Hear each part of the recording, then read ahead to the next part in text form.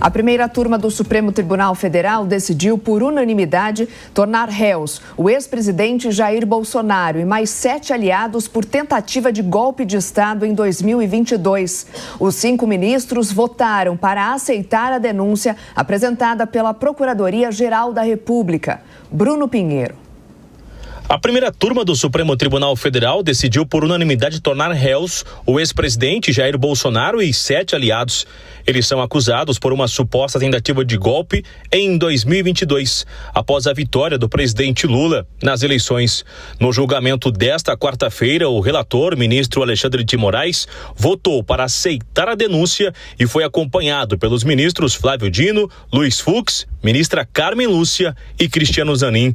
Para o relator do caso, a denúncia apresentada pela Procuradoria-Geral da República expôs, de forma detalhada e coerente, os fatos criminosos envolvendo os acusados. Na hipótese em análise, a Procuradoria-Geral da República, nos termos do artigo 41 do Código de Processo Penal, descreveu satisfatoriamente os fatos típicos e ilícitos com todas as suas circunstâncias, dando aos acusados o amplo conhecimento dos motivos e das razões pelas quais foram denunciados. O ministro ressaltou ainda que 6 dos 8 advogados que fizeram sustentação oral na terça-feira reconheceram a gravidade dos fatos ocorridos no dia 8 de janeiro.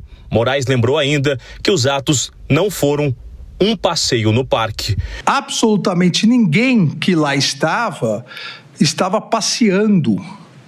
E ninguém estava passeando porque tudo estava bloqueado e houve necessidade de romper as barreiras policiais. Já o ministro Flávio Dino rebateu a alegação de que os atos do 8 de janeiro foram compostos por velhinhas rezando com bíblias. Em seu voto, Dino declarou que as pessoas não haviam ido rezar na frente do Congresso Nacional. A Constituição não fala em pessoas armadas, grupos armados. Porque há, às vezes, essa ideia, não, mas fulano de tal estava apenas com uma Bíblia.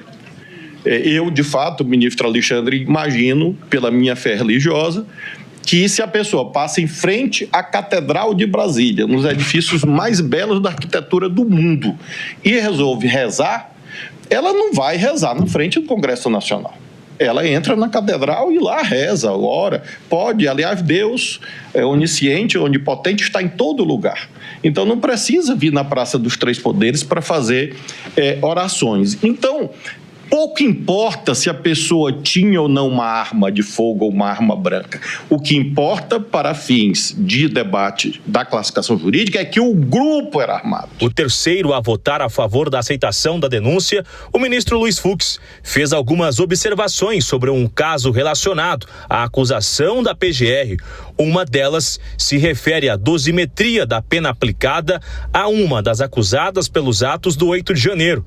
Com o posicionamento do ministro, a primeira turma da corte formou maioria para tornar réus o ex-presidente Jair Bolsonaro e os outros aliados. Se a dosimetria ela é inaugurada pelo legislador, a fixação da pena é do magistrado. E o magistrado faz à luz da sua sensibilidade, do seu sentimento em relação a cada caso concreto.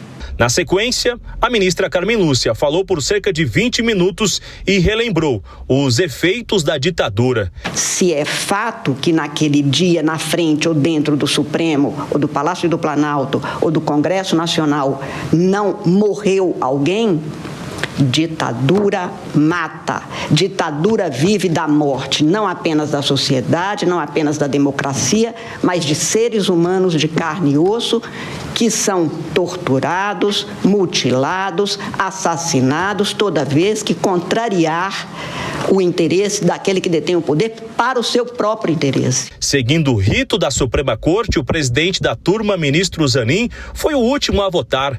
Em 5 minutos, Zanin acompanhou o relator Alexandre de Moraes e ainda pontuou que a denúncia não está amparada exclusivamente em uma delação. Longe de ser uma denúncia amparada exclusivamente em uma delação premiada, o que se tem aqui são diversos documentos, vídeos, dispositivos, enfim, diversos materiais que dão amparo àquilo que foi apresentado pela acusação. Com a decisão unânime pela primeira turma, todos os denunciados se tornaram réus. Além de Bolsonaro, estão na lista o ex-tenente-coronel Mauro Cid, o ex-ministro Walter Braga Neto, Augusto Heleno, Gabinete de Segurança Institucional, Anderson Torres da Justiça, Sérgio Nogueira da Defesa, além do ex-comandante da Marinha, Almir Garnier, e o ex-diretor-geral da Agência Brasileira de Inteligência, ABIN, Alexandre Ramagem, que também é deputado federal pelo Rio de Janeiro. Vamos trazer esse assunto importante aqui para a nossa comentarista, Deise Ciocari. Muito bom dia para você, seja bem-vinda. Bom, ontem a gente comentou aqui, né, que era muito provável que os 5 ministros aceitassem a denúncia. Isso acabou se confirmando. Algo em particular na sessão dessa quarta-feira te chamou a atenção ou tudo aconteceu como já era previsto? Bom dia, Soraya. Bom dia aos amigos da Jovem Pan, Nonato.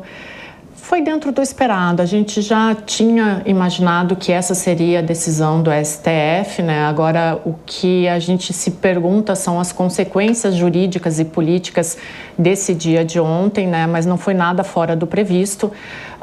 Um julgamento que teve ali suas análises jurídicas muito fortes, mas a gente também viu uma tendência política que deve prevalecer agora no resto do julgamento, e a defesa do ex-presidente Jair Bolsonaro ainda atuando numa linha muito política, de desmonte da linha política e não da linha argumentativa, né? Mas foi dentro do esperado, Soraya.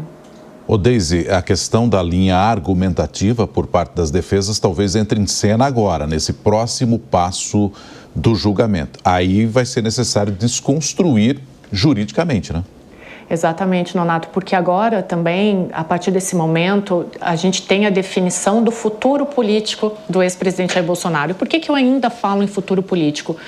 Porque por mais que a gente tenha um ponto final na eleição presidencial de 2026, a gente tem uma vírgula no futuro político do ex-presidente Jair Bolsonaro.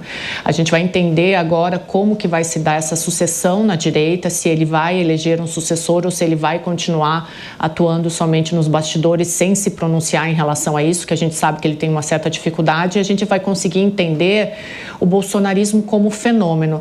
Então, os próximos meses, a linha argumentativa da defesa vai definir também a sobrevivência do bolsonarismo.